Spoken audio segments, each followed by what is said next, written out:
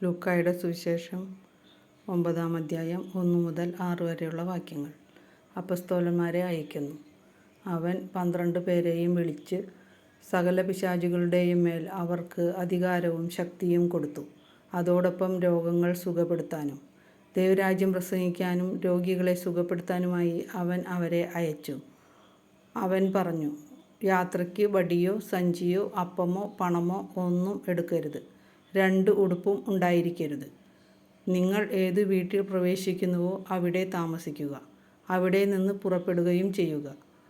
നിങ്ങളെ സ്വീകരിക്കാതിരിക്കുന്നവരുടെ പട്ടണത്തിൽ നിന്ന് പോകുമ്പോൾ അവർക്കെതിരെ സാക്ഷ്യത്തിനായി നിങ്ങളുടെ കാലിലെ പൊടി തട്ടിക്കളയുവിൻ.